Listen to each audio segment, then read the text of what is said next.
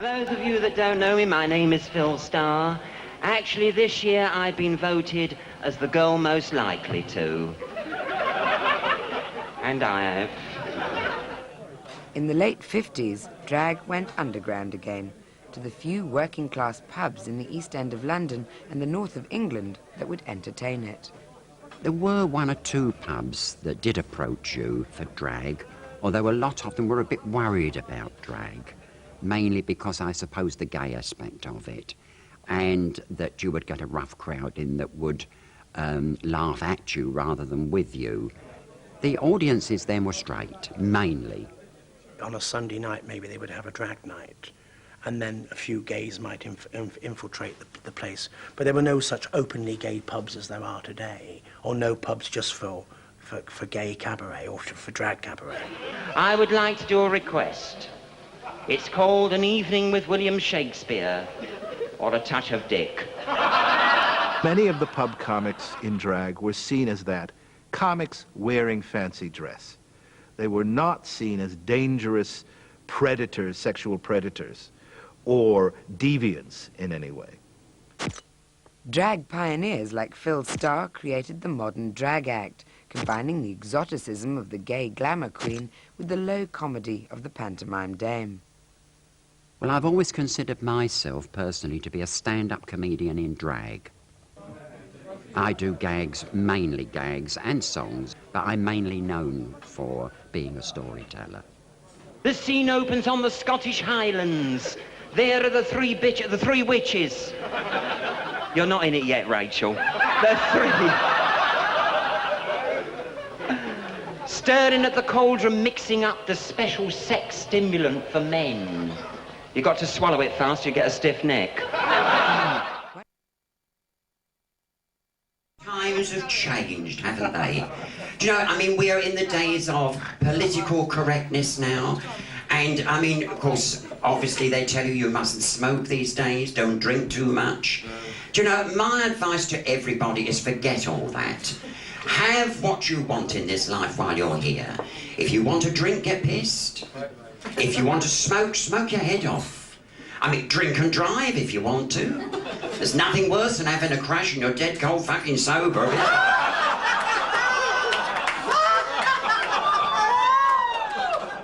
Isn't it true? I always turn the radio up so I can't hear the crash. Scottish John. I'll tell you what happened to me the other night. Now, I know you'll appreciate this if you drive. I was driving along, my mind wasn't on the driving, I must admit. And the car in front of me stopped suddenly. She braked and I went smack into the back of it. And it's your fault because you're driving too close. So I got out the car quickly. I went round this poor old girl sat in the front shivering like a leaf.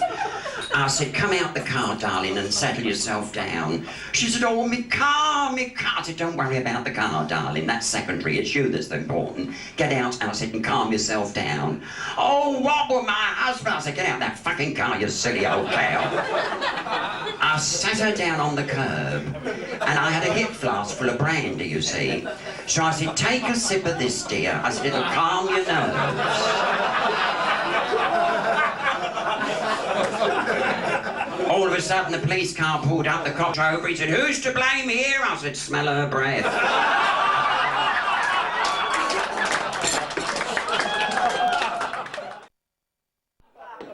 Did you hear about when all the boys came back from the Falklands? No. Maggie Thatcher was in charge at the time, and she said to Dennis, all these boys that have come back from the Falklands, we must give them something to commemorate their service. He said, we'll give them a medal. She said, that's one. She had all these medals done, and she had a big parade, and she personally went round to every fella and gave them a medal. In the City of London? In the City of London. Yes, I was there. Yeah, I thought you would be. And I got that feeling. And when it came to the last three, there were no medals left. And Maggie turned to Dennis, she said, we've got no medals left, and there's three fellas. He said, well, you've got to give them something. You can't send them away with nothing. He said, I know, offer them some money. He said, well, they'd be well satisfied. So she called the first fella over and she explained what had happened. And she said, we're going to give you some money, but to make it a bit different, different. She said, we are going to give you the amount as to one of your measurements. What would you like measured? And it took him purely by chance. He said, me waist. Oh, she said, 36 inches, that's 3,600 pounds. He said, that's fucking lovely. So the second fellow went over and she explained it to him. And she said, what part of your body would you like measured? And he said, me height. She said, how tall are you? He said, 6'4". She said, that's 6,400 pounds. He said, well, fucking marvellous. So the third fellow went over, she explained it to him, and she said, what would you like measured? He said, from the tip of me dick to the end of me balls. Oh, she turned to Dennis, she said, we're going to have a cheap get out here, mate. She said, drop your trousers. Oh, my God, she said, you've got no balls. He said, no, I left them in Goose Green.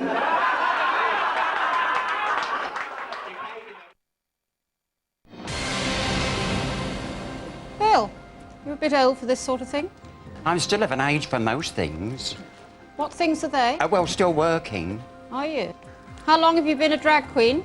50 years next year. What does your act consist of? I'm a stand-up comedian. Are you? Tell us a joke.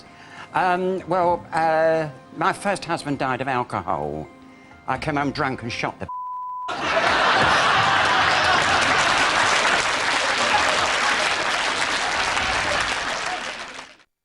You've been in the business for many, many years, and I just wondered what your opinion was on Lola Lasagna. Lola Lasagna. Oh, there's a name to reckon with. Of course, I knew her better when she lived in South London. She was known as Sookie from Streatham. She used to work the cars near Norwood Junction. Of course, you know, one night she picked this fella up and she was doing this in the front of the car. She was well known for the blowjobs.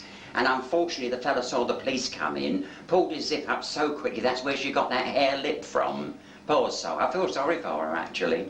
World famous piano player. We're here for Lola. You're just speaking about Lola. Have you ever played with Lola before? Well, I haven't played with her, but I've played for her on many occasions.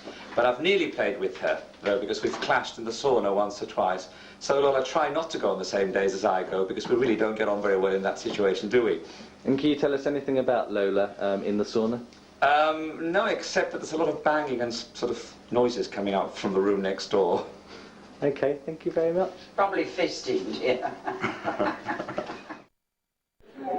I was in a pub the other night and there was, I heard these two talking at the bar, you know, and there was this real posh fella there. You could tell he got a few bob, you know. And he was saying, he said, of course, he said, Christmas time, he said, I always buy my lady wife something nice. He said, this year I bought her 2 cars. So I thought, flash bastard, you know, 2 cars.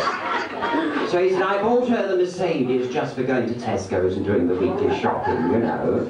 He said, and I bought her the Rolls Royce, he said, for special functions, Ascot and all that sort of thing. So this little fellow in a cloth cap he was talking to, he turned to him and he said, did you buy your lady wife something nice? He said, yeah, I bought her a pair of slippers and a vibrator. If she don't like the slippers, she can go and find herself. So I thought that was novel, isn't it? Of course and of course the only thing with Christmas, you get invited to a lot of functions. I went to a fancy dress party, and I thought I'll have to go to something unusual, so I went all dressed in red as a fire. Nobody poked me, so I went out.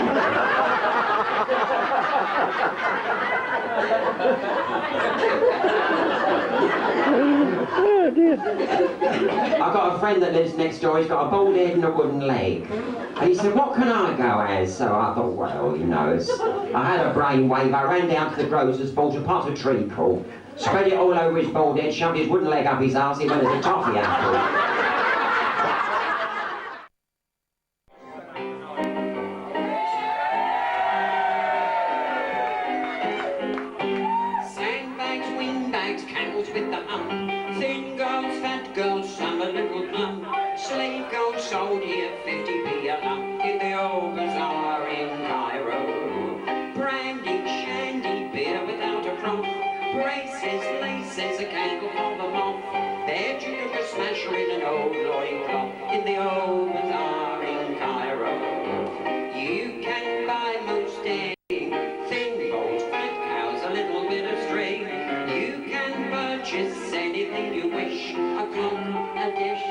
something for your auntie near the harem, scare 'em, what do you think of that? And these striptease dancing on the mat.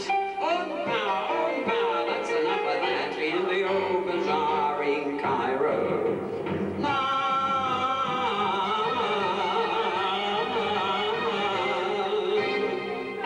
Load of crap.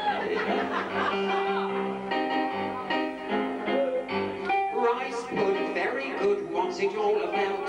They put it in the kettle and they couldn't get it out.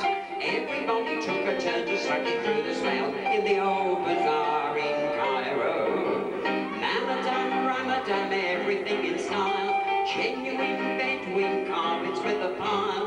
Funny little odds and ends floating down the Nile from the old bazaar in Cairo. You can buy most anything. Thimbles, crab cows, a little bit of string. You can purchase anything you wish. A clock, a dish, and something for your auntie Nelly. Yashmaks, pontifracks, a little bit of fish. Stoppers, poppers, anything you wish. You can get a blowjob or have it up the dish in the old bazaar in Cairo.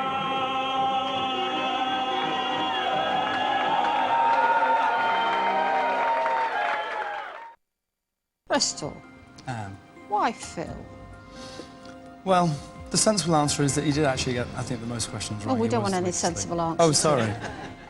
Well, I can't give you another answer because Phil Starr is probably one of the greatest and long-standing drag acts in the country. And my hat off to you, Phil.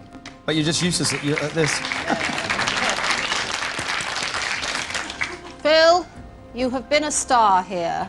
I'm sorry to have to retire you. You are the weakest link. Goodbye. Scunthorpe, here I come.